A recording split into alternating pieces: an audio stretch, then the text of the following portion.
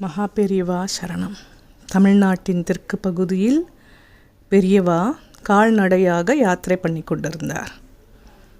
அந்த காலங்களில் வீடுகளுக்கே மின்சார விளக்கு இல்லாத சமயம். தீவட்டிகளை பிடித்தபடி பக்தர்கள் சிலர் புடைசூழ அந்த ஞான சூரியன் எளிமையின் மறு உருவமாக பூஞ்சை மேனியரானாலும் தவசால் ஜுவலித்து கொண்டு ஏதோ ஒரு கிராமம் வழியாக நடந்து கொண்டிருந்தார். கொஞ்ச தூரத்தில் வழிகாட்டி கொண்டு முன்னால் சென்று கொண்டிருந்த பக்தர் குழாம் பெரியவாளிடம் திரும்பி வந்தனர். அவர்கள் முகத்திலோ பயங்கர கலவரம். பெரியவா, நம்ம வழியை மாற்றிண்டு நடக்கலாம். பக்கத்து கிராமத்தில் ஏதோ பயங்கர ஜாதி மத சண்டையாம். வெட்டுப்பழி குத்துப்பழின்னு அலையறாளாம். பதட்டம் துவனித்தது அவர்கள் குரலில். அதெல்லாம் ஒன்றும் நடக்காது, மேலே நடங்கோ. அமைதியாக சொல்லிவிட்டு தான் பாட்டுக்கு விடுவிடுவென்று நடக்க ஆரம்பித்து விட்டார். கூட போவார்க்கோ ஒரே குலை நடுக்கம். அடுத்த கிராமத்துக்குள் நுழையும் முன்னேயே ஒரு குண்டர் கும்பல் இவர்களை எதிர்கொண்டது. ஒவ்வொருத்தர் கையிலும் வெட்டறிவாள், குண்டாந்தடி, சூரிக்கத்தி, கம்பு. பெரியவாளுக்கு முன்னால் நடந்து கொண்டிருந்தவர்களுடைய கால்கள் அவர்கள் அறியாமலேயே பின்னரித்தன.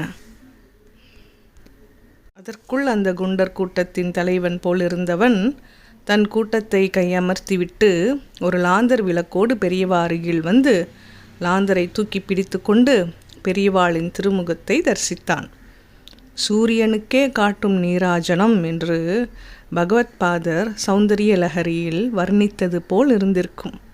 அடுத்த க்ஷணம் அவன் முகம் பிரகாசமானது. வாயெல்லாம் பல்லாக மலர்ந்தது. ஓ சுவாமிநாதா, நீயா? எங்கப்பா இந்த பக்கம். அடடா, இவங்களை பார்த்து உன் கூட வந்தவங்க யாரும் பயப்பட வேண்டாம்னு சொல்லு. உன்னோட உத்தரவு எதுவானாலும் சொல்லு, நாங்கள் நிறைவேற்றி வைக்கிறோம். அங்கேயே விழுந்து சாஷ்டாங்கமாக நமஸ்காரம் பண்ணினான். பெரியவா முகத்திலும் ஒருவித சிநேகபாவம், மலர்ந்த சிரிப்பு. கூட இருந்த பக்தர் குழாமுக்கும் அவனுடைய கூட்டத்துக்கும் ஒரே ஆச்சரியம். என்னது இது? அவனுடைய குண்டர்கள் கூட்டமும் தலைவன் எவ்வழியோ அவ்வழியாக உடனேயே அரிவாள், கத்தி, கடாயை எல்லாம் கீழே போட்டுவிட்டு அந்தந்த இடத்திலேயே விழுந்து நமஸ்காரம் செய்தனர். பெரியவா மலர்ந்து அழகாக சிரித்து கொண்டே அவனிடம் பரிவும் அன்பும் வழிய கூறினார். உங்கள் இமாமை நான் பார்க்கணுமே, அழைச்சிண்டு வரியா? இதோ வரே. ஊருக்குள் ஓட்டமாய் ஓடினான். பேராச்சரியத்தில் மூழ்கி வாயை பிளந்து கொண்டு அங்கு நின்று கொண்டிருந்த பக்தர்கள், அவனுடைய அடியாட்கள் அத்தனை பேரிடமும் பெரியவா சொன்னார், நானும் அவனும் கிளாஸ்மேட்ஸ், ஒரே ஸ்கூல், ஒரே கிளாஸ். அவன் ஒரு முஸ்லீம். ஒரு ஸ்கூல் படிக்கும் பாலனின் அவஸ்தைக்கு போன மாதிரி மகிழ்ச்சியுடன் சொன்னார். அத்தனை பேரும் இந்த நட்பு, எளிமை, கபடு இல்லா அன்பு கொண்ட பாலிய நண்பர்களை பார்த்து பேச்சின்றி போனார்கள். அந்த முஸ்லீம் ஃப்ரெண்டுக்கு தன் பள்ளி தோழன் கிடைத்து விட்டான். அன்றைய ஃப்ரெண்டு சுவாமிநாதன் தான். இன்றைக்கு ஜகத்குரு என்பதெல்லாம் சத்தியமாக அவன் மனசில் ஏறவே இல்லை. கள்ளமில்லா பாலிய பிரேமை மட்டுமே இருவரிடமும் ஜுவலித்தது.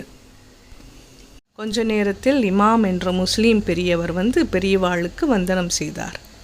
பெரியவா அங்கிருந்தோருக்கு குரானிலிருந்து சில வரிகளை எடுத்து சொல்லி அன்பையும் சகோதரத்துவத்தையும் இஸ்லாமிய மதமும் எத்தனை முக்கியமாக கருதுகிறது என்று அழகாக விளக்கினார்.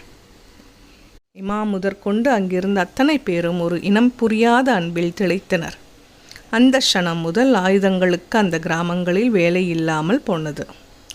பெரியவா பரிவாரங்களோடு தங்குவதற்கு அடுத்த கிராமம் எல்லா விதத்திலும் வசதியாக இருந்ததால் அன்று அந்த கிராமத்தில் இருந்த அத்தனை பேரும் ஜாதி, மன, இன, மொழி பேதமின்றி பெரியவாளை ஊர்வலமாக அழைத்து சென்று அடுத்த கிராமம் வரை வந்து வழி அனுப்பினார்கள். செக்யூலாரிசம் என்ற வார்த்தைக்கு சரியான அர்த்தம் புரியாமல் சிலரும், நன்றாக புரிந்தும் சுயலாபத்திற்காகவும் பப்ளிசிட்டிக்காகவும் அதை தவறாக பிரயோகப்படுத்தி சுதந்திரம் அடைந்த நாளிலிருந்து இன்று வரை பிரிட்டிஷ்காரனை விட கேவலமாக நம் இந்தியாவை சின்னாபின்னமாக சிதைத்து கொண்டிருக்கும் அரசியல்வாதிகளும் நியூஸ் சேனல்களும் பத்திரிகைகளும் இனியாவது புரிந்து கொள்ளட்டும், திருந்தட்டும்.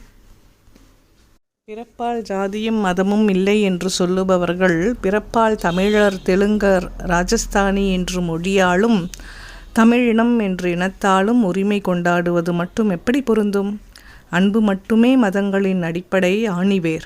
உண்மையான அன்பை மற்றவர்களிடம் செலுத்தும் போது ஒவ்வொருவரும் தங்களுடைய மதங்களின் ரூல்ஸ் அண்ட் ரெகுலேஷன்ஸ் எல்லாவற்றையுமே சின்சியராக ஃபாலோ பண்ணவும் முடியும். பரஸ்பரம் அழகாக புரிந்து கொண்டு எந்தவித துவேஷ மனப்பான்மையும் இல்லாமல் இருக்கவும் முடியும் என்பதை வாழ்ந்தே காட்டியவர் நம் பெரியவா. இதோ சந்நியாசம், தியாகம், அப்பழுக்கற்ற பேரன்பு, அவ்வியாஜ கருணை, சத்தியம் என்று இன்னும் பல கல்யாண குணங்களை பெரியவா மாதிரி உண்மையான மகான்களுக்கு அடுக்கிக்கொண்டே போகலாம். அதில் ஒன்று இதோ செக்யூலரிசம்.